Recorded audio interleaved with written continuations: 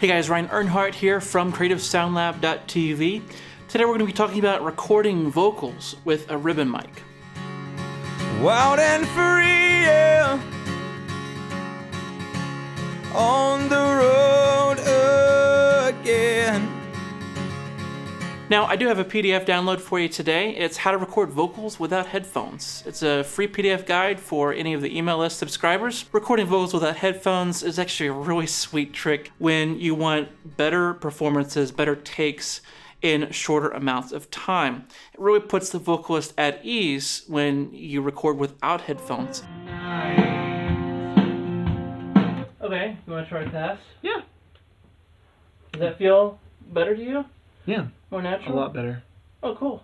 Yeah. Cool. Yeah, I never know. Some vocalists are totally fine with headphones. Some, it's a benefit. So. Yeah, I just feel more comfortable. If you'd like to get the PDF, you can do so through the links in the upper right or in the description. So why would you want to use a ribbon mic for vocals? Seems a little weird, right? It is a little different. And, I love dynamic mics. I love large diaphragms. But I think in general, ribbon mics are a very safe, forgiving choice for anything that you really want to use them on. They're really not going to sound terrible on any one thing unless you get really too close to a source. So if you put them too close to a guitar amp, too close to a vocalist, they're going to sound kind of muddy. But in general, they're very forgiving microphones. And they capture all the different frequencies really well, so you can actually adapt the sound as you need to later during the mix process. They take EQ very well. And when I say that, I mean that as you sweep a band, like a boost of an EQ, you can evenly hear the boost throughout the frequency spectrum. There are no holes or gaps. And so you can choose to boost this frequency or that frequency. It's all there, and it's very smooth. But there's a catch, and here's really why we don't see a lot of vocalists singing into a ribbon microphone, is that we have to make sure we're balancing the low end of the microphone. We're balancing the proximity effect. The second is balancing out the amount of room that you're picking up. So how immediate do you want the sound? How dry do you need the sound to be? What ends up happening is between these two factors of balancing the low end with the proximity effect and balancing the room, we end up getting a sweet spot where we can't have the mic too close to the vocalist because we have too much low end, and we can't have the microphone too far from the vocalist because we end up capturing too much of the room sound. Now, in a case where we're recording in a bedroom, we're recording in a house, maybe it's not very well treated. This could be a problem because even with the microphone a few inches away, we're still picking up some weird reflections in the room.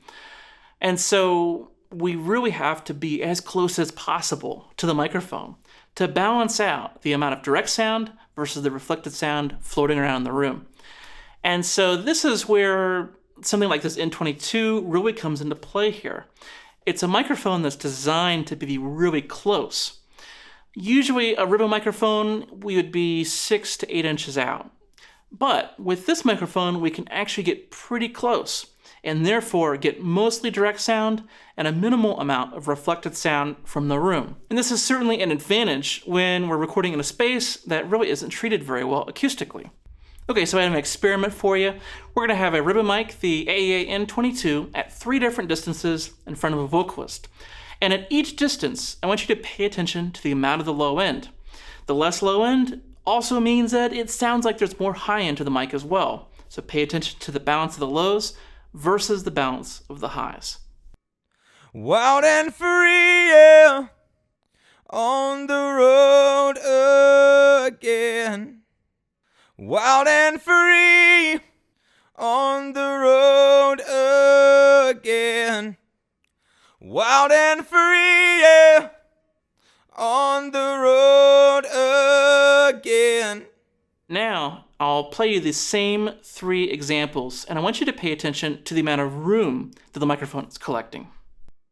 Wild and free, yeah, on the road again. Wild and free, on the road again.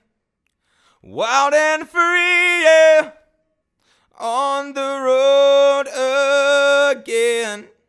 This could be a problem if you do a lot of compression, right? As we add more compression, any room that's in that mic will be more and more apparent.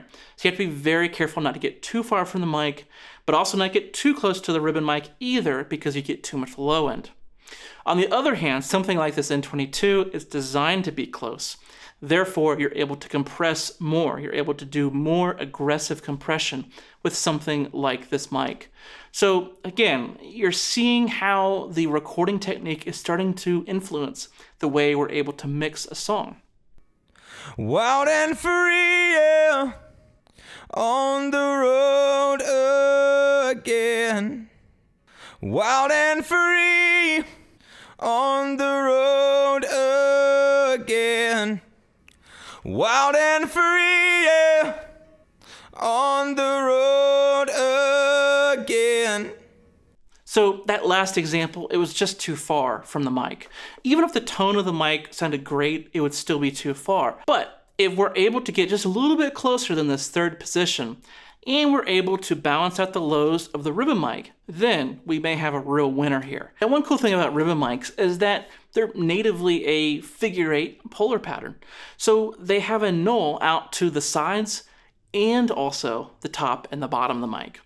So not only can we null out reflections or weirdness from untreated walls to the sides of the vocalist, but we can also null out the reflective floor or a reflective ceiling.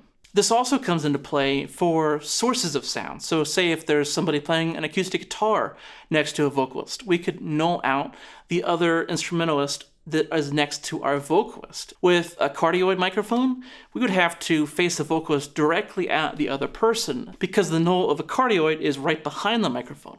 And so they'd have to look at the person that we're trying to null with that vocal microphone. On top of that, a large diaphragm really doesn't do a good job of being consistent throughout the polar pattern. So it's actually more like an omnidirectional polar pattern in the low frequencies, which could wreak havoc in a vocal mic if somebody's playing cajon and you're trying to record a vocalist in the same room. But if we were to say use a small diaphragm or a ribbon mic, then our polar pattern is super consistent all through the frequency range. And in this case, it's a figure 8 polar pattern. We're able to null out sources of sound in the room with a very good off-axis coloration. And we also have multiple nulls coming out of both sides of the mic and top and bottom. Now, another application for this would be, like I said earlier, record vocals without headphones. You could have sources of sound, in this case, a studio monitor off to the side of the mic, and the vocalist could sing right into it, and in general, the microphone will be very good at rejecting the sound out to the side. It's going to reject all through the frequency spectrum, including the low end, and the off-axis coloration won't sound too weird either. In this case, the off-axis coloration of a ribbon mic would be superior to a large diaphragm and be way better than a dynamic mic. So I'd love to know your thoughts on this. I'll be hanging out in the comments below.